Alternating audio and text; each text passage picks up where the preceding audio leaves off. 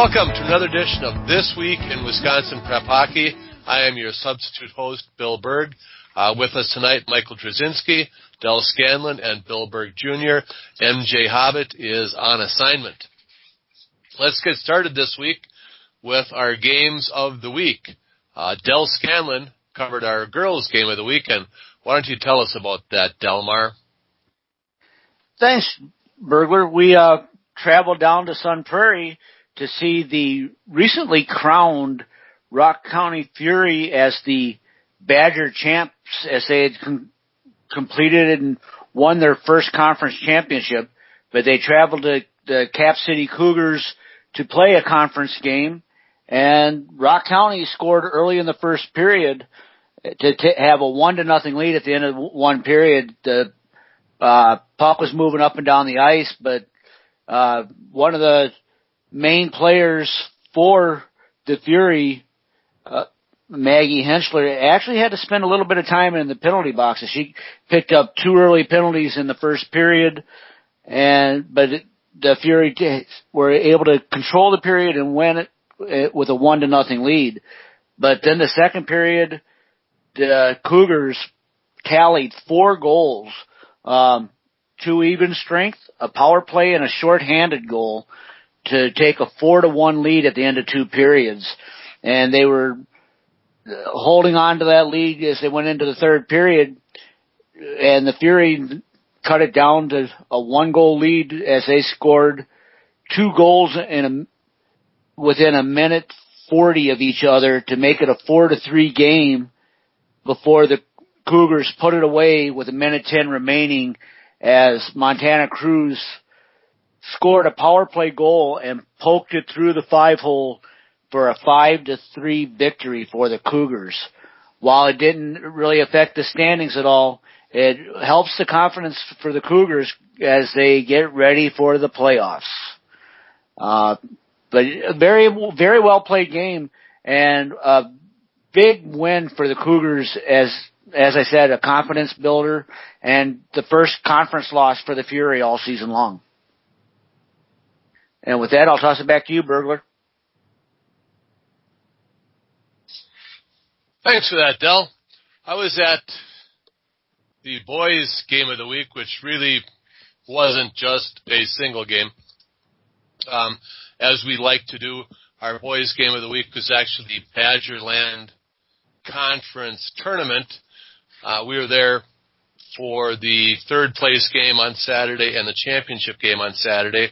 The third place game was between the Fox City Stars and the Neenah Hortonville Menasha Rockets. And although Neenah controlled play pretty much throughout the game, Fox City Stars came out with a 5-2 win, which included an empty net goal at the end, despite being outshot 58-11 on the game. The Fox City Stars didn't have a whole lot of opportunities, didn't spend a whole lot of time in the Neenah Hortonville Menasha end, but when they did, they made it count. They scored on their second and third shots of the game to take a 2-0 lead in the first, and then kind of held on. The Rockets put 2 up in the second to make it a 1-goal game, but then the Stars came back with a goal late in the third period to give them that 2-goal cushion. Then an empty net goal made it 5-2. Excellent goaltending by Matt Gutjar for the Fox City Stars, and kind of stealing a game for his team, even though like I say Neenah was all over him. Then the championship game actually turned out to be the first time that the number 1 and number 2 seeded teams in the tournament have met. We always talk about how this tournament never goes according to script, but this time it did, as the top 2 teams faced off against each other in the championship game, and it was a back and forth struggle. The Springs, they scored first. Waupun came back to tie it up 2 apiece in the second period, went through the third period with no scoring, and then it went to an overtime. And I don't know, some people, say you should not have, penalties in overtime. Refs should just put the whistle in their pocket. But Waupun was called for tripping about halfway through the overtime, and on that playoff, couple of guys, Schwartzmiller and Noah Pickett, who was our player of the week last week, were working the puck down in the corner until Pickett saw that Zach Welch has gotten him, got himself a little space around him in the slot, fed him a nice pass, and a one-timer gave the Ledgers the lead in the conference championship. I was looking around at the banners, some of the state tournament banners for Fond du Lac, because we were at the Fond du Lac rink, and they had a recent banner with Bantam 1A and 1B state champions. And I looked at that, and I think it was 2015 or 16, but it's like those kids should just be getting to high school about now. I'm thinking, well, they're probably freshmen. I wonder where they're going to end up at, Fond du Lac or at Springs. And then I remembered that Fond du Lac Springs, as Coach Ahern told us last week, they're 3 of their top 4 defensemen are freshmen. I think perhaps they were part of that Bantam State Tournament team. So Fond du Lac's got a young team. There are only 3 seniors on the team.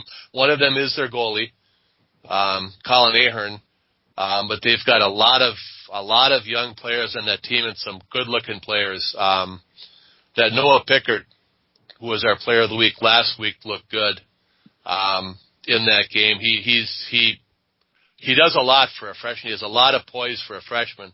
Although he is, freshman size. He's not real big out there. In fact, my son Bob was down there taking pictures of the game, and I told him, this must remind you of when you played for Marion down here, because they wear the same colors that Springs had, and his team was often referred to as the diminutive Sabres when he was playing for Marion, because they had a lot of short guys on that team. And Springs does too, but the reason their guys are short is because I think a lot of them are real young. So I don't think this is the last we're going to hear from Fond du Lac St. Mary's Springs, as they've got a good young team and took themselves a conference championship on Saturday. And I finally emailed Coach Ahern just to ask him how many Aherns have come through Springs, because there's just so many of them in my mind, and the answer is 7. Well, there's 3 on the team right now. Yes. He graduated in 85, his brother Tony in 87, and then all 5 of his boys went through Springs. Brendan, 2011, Sean, 2013, Egan, who writes us regularly and was one of our patrons in 2016, and the twins, Colin and Owen, in 2018. As I said to him in the email, his poor wife, dealing with 5 boys. But, it is a Catholic school, so that kind of happens.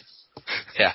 And Bob was down there taking pictures and missed what the other part of our crew, grandson Brett Clays, was down there, what he called the high school save of the season.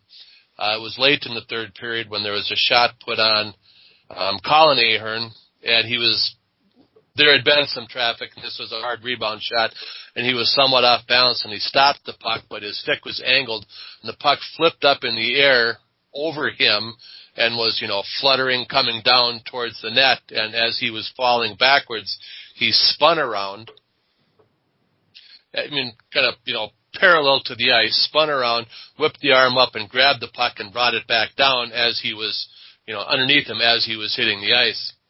And Bob was in a perfect position to take the puck, and just as he was snapping the picture, the referee stepped in front of him.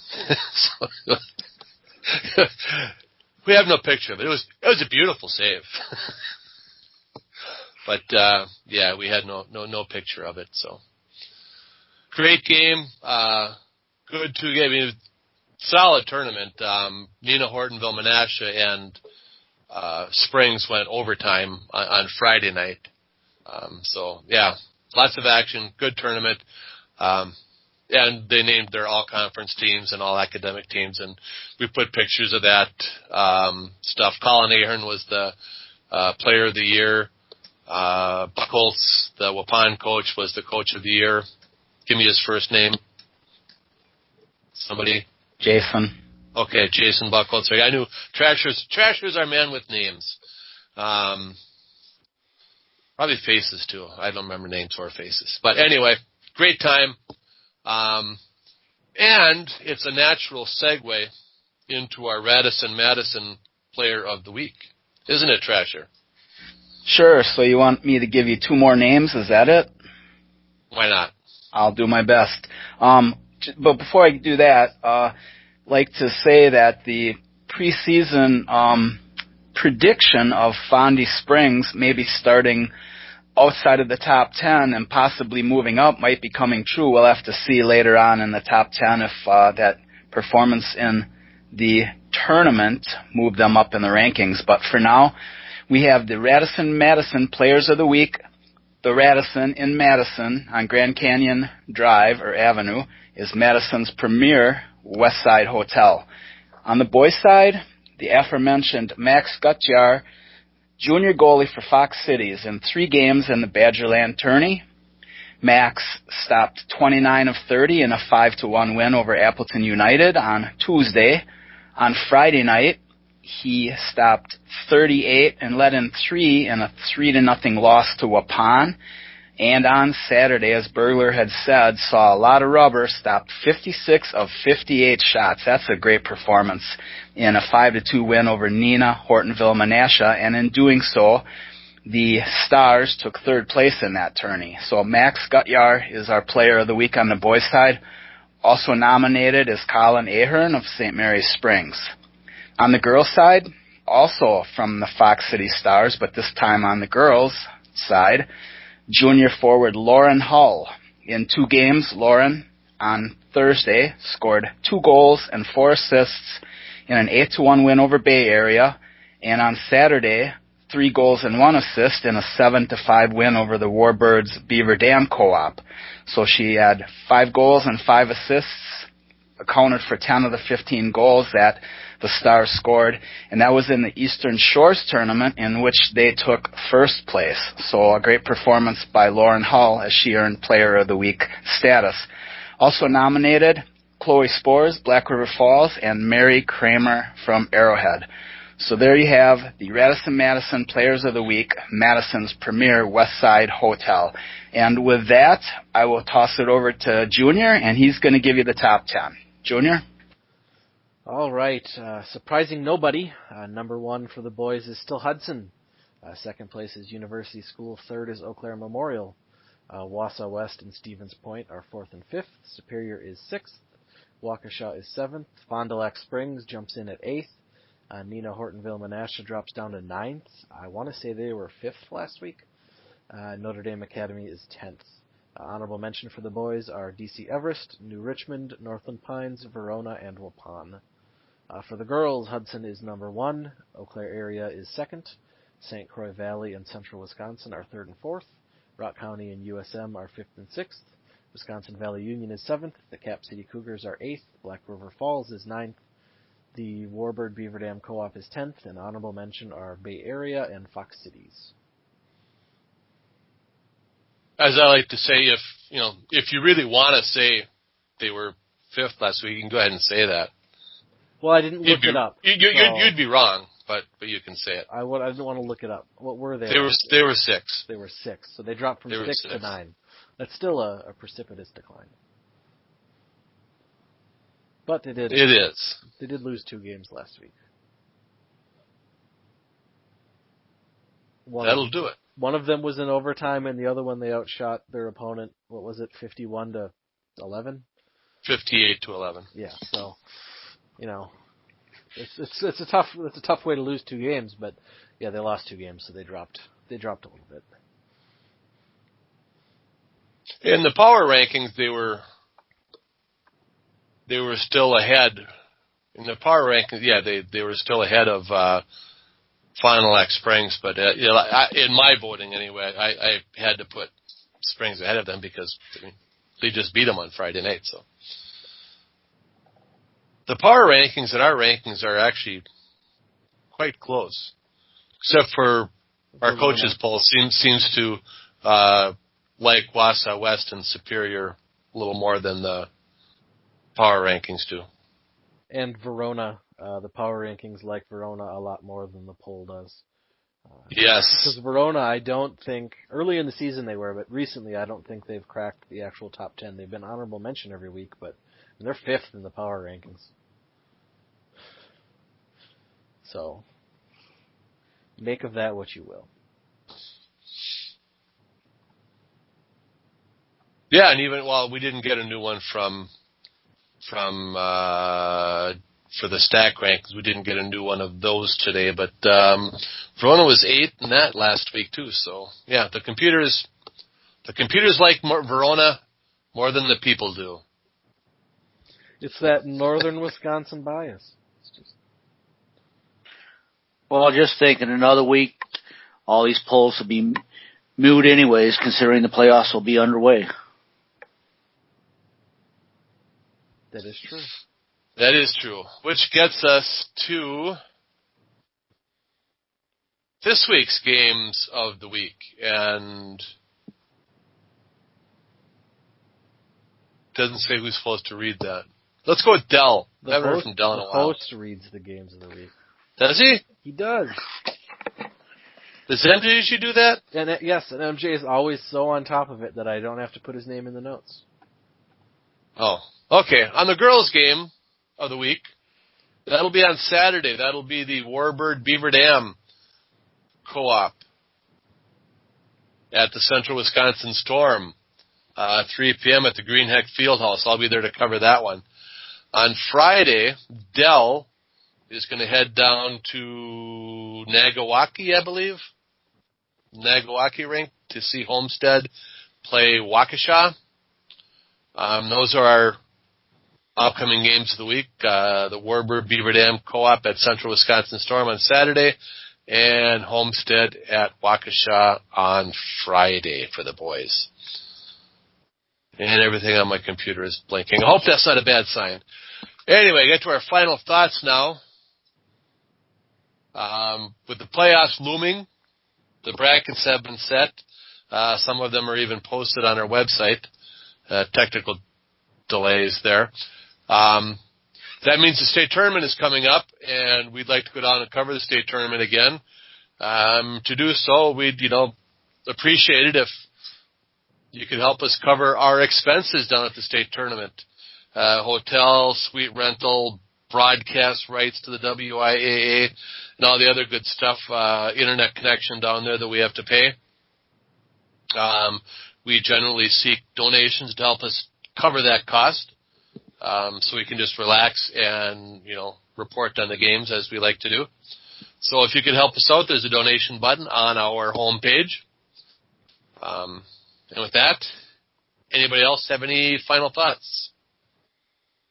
Yeah, I'll just let everybody know that we are going to do a marathon session on Sunday. All 12 sectional previews, and then they will get posted throughout the week. And we are going to be working on the WIPH end of year player awards. So those should be coming out sometime in the near future as well, as far as the players that we're going to put up for nomination, correct? Or voting? Yeah, we're looking for nominations. We'll put them out there on the ballot for voting. The ballot, yes, the ballot. So yeah, that should be coming soon. That's always a fun part of the year for us, and maybe a little stressful as we try to compile a list of the top, who we think the top players are in the state for the ballot, and it's interesting, but these kids do a heck of a job during the year, and we like to make sure that they receive a little love from us, and this is our way of doing it. So, and also would like to say thanks to the coaches for coming through on the Hobie Baker Character Award. The last email that I saw from Jim Hayes had boys and girls side both about equal to last year, or maybe a little bit ahead. So didn't look so good earlier in the voting process, but the coaches came through at the end and got their kids nominated. Thank you very much. The kids will really appreciate it. So that's all I got, guys. Yeah, when it gets down to award season, it's one of the many times of the year I wish we had like an unpaid intern. Because everybody sends me their votes, and they all send them in a different format. Some put them in a Word document, some put them in an Excel file, some just type it into an email. And I get all their votes, and I have to compile and tabulate them. And I just, I would wish we had an unpaid intern, other than just, the five of us, which are I thought we were all unpaid interns, which are basically unpaid interns. Well, I think we've exceeded our intern status. We're a little bit beyond that, but yes, pretty much unpaid. But hey, if we didn't love doing this, we wouldn't do it. Yes, and we get around minimum wage laws by all having ownership in the company. So we can justify not paying ourselves. Yeah, we should try to figure that out sometime. I betcha I probably make about 10 cents an hour, but hey, we're not in it for the money, right? We're in it to cover the game and to... When did you get a raise? Yeah, well, I've been working a little harder than most, or maybe I've just been doing fewer hours. He claims he does more than the rest of us, so he deserves more. Fewer hours, maybe. That might be it. So my hourly wage went up. Yeah, instead I work smarter, not harder. So there you go. I'll have to try that sometime. All right, anything else? Tune in next week for our marathon sectionals predictions show. Guaranteed to be wrong or your money back. All right, with that, thank you again for listening to This Week in Wisconsin Prep Hockey, and we'll see you at the rink. Good night.